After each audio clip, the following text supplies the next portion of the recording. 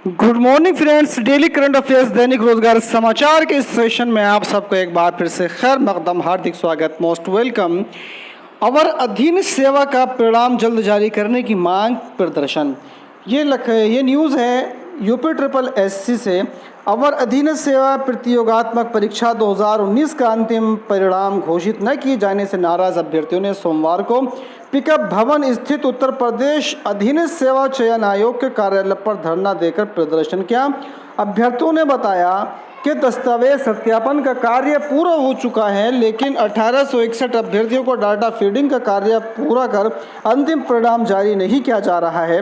तो अंतिम चयन परिणाम जो है वो जारी नहीं हो सका, इसके लिए अभ्यर्थियों में रोष है और इसी के लिए इन्होंने जो है कल जाकर के यूपी ट्रिपल एससी के मुख्यालय पर धरना प्रदर्शन किया और मांग रखी कि जल्द से जल्द जो है इस परीक्षा का रिजल्ट यथाशीघ्र जारी कर दिया जाए। और अगली एक बड़ी अपडेट, आपको महंगाई का झटका लगने वाला है जुलाई में। तो उत्तर प्रदेश के अंदर जुलाई में होगा बिजली की नई दरों का ऐलान। नियामक आयोग में जन सुनवाई, आज से स्लैब परिवर्तन के विरोध में याचिका दायर। और यूपी बोर्ड सप्ताह भर में स्कूलों में पहुंचा दिए जाएंगे अंक पत्र, ये एक बड़ी खबर है। आप जानते हैं कि अभी 18 जून को Uttar Pradesh UP board 2022 high school और इंटरमीडिएट का रिजल्ट जारी किया गया था।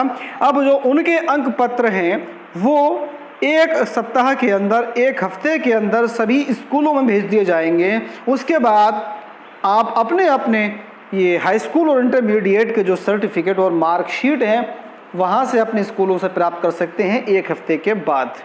आइए एक और बड़ी अपडेट, आपदा में भी खेल, कोरोना काल में सब कुछ बंद था मगर मदरसों में कर डाली नियुक्तियां। जी हाँ, बात हो रही है उत्तर प्रदेश मदरसा शिक्षा परिषद से अनुदानित मदरसों में नियुक्तियों की। कोरोना काल में जबकि सब कुछ बंद था, इन मदरसे वालों ने, मदरसा प्रबंधकों ने साठ गांठ कर मदरसा शिक्षा परिषद से नियुक्तियां कर डाली। अब उसकी जांच की गई है, सरकार को सौंपी गई है रिपोर्ट। अध्यापकों कर्मचारियों की हुई थी नियुक्तियां।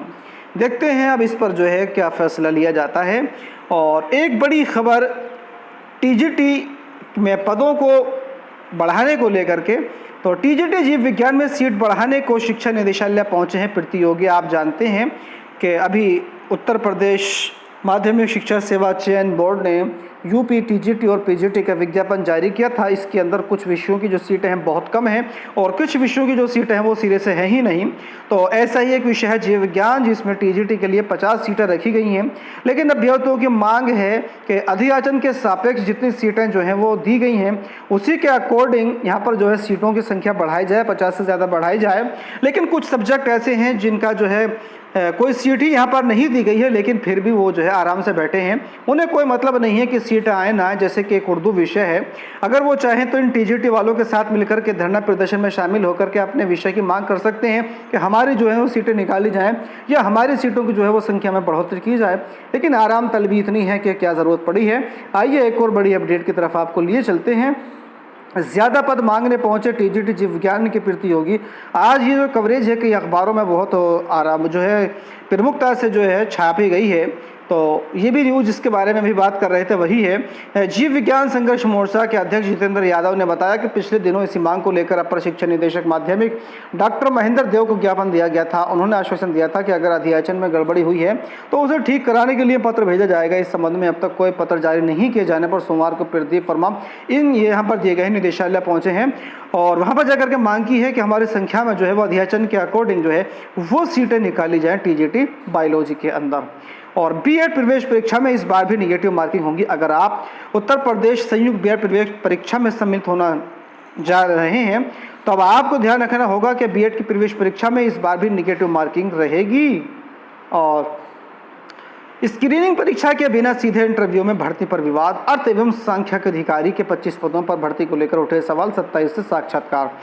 राज्य नियोजन संस्थान के अर्थ एवं संख्या प्रभाग में अर्थ एवं सांख्यिकी अधिकारी के 25 पदों पर सीधी भर्ती को लेकर नया विवाद पैदा हो गया है। ये जो न्यूज़ है यूपीपीएससी यानी कि उत्तर प्रदेश लोक सेवा आयोग इलाहाबाद से बिना स्क्रीनिंग परीक्षा के सीधे इंटरव्यू जो है वो करने जा रहा है। इसकी वजह तमाम अभ्यर्थी इंटरव्यू से पहले से छट कर बाहर हो गए हैं और अब पूरी भर्ती प्रक्रिया पर सवाल उठ रहे हैं। अभ्यर्थियों की मांग है कि स्क्रीनिंग परीक्षा के बाद इंटरव्यू कराया जाए।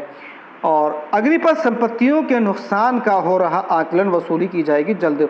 एडीजी उत्तर प्रदेश का कहना है कि तोड़फोड़ करने वाले बख्शे नहीं जाएंगे। अराजक तत्वों ने ख़राब किया है माहौल, तो कैसे नहीं बख्शे जाएंगे जब उनके ऊपर मुकदमा ही शांति भंग के आरोप में लगाया जाएगा, तो आप कहां से इनसे वसूली करेंगे।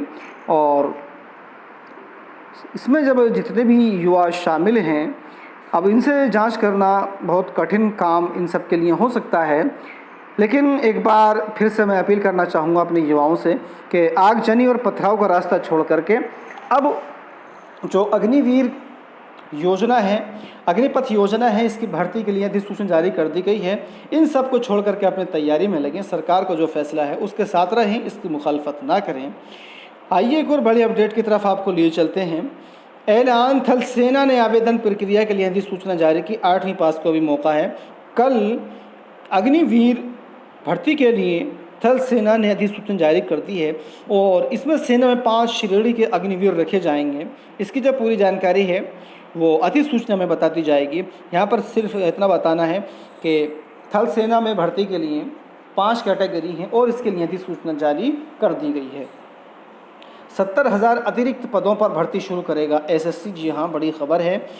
एसएससी से केंद्र सरकार के मंत्रालयों और विभागों में नौकरी की उम्मीद लगाए बैठे युवा बेरोजगारों के लिए राहत भरी खबर है। कर्मचारी चयन आयोग निकट भविष्य में 70,000 रिक्त पदों पर भर्ती करेगा। आयोग ने सोमवार को वेबसाइट के जरिए इसकी जानकारी बेरोजगार युवाओं तक पहुंचा दी है।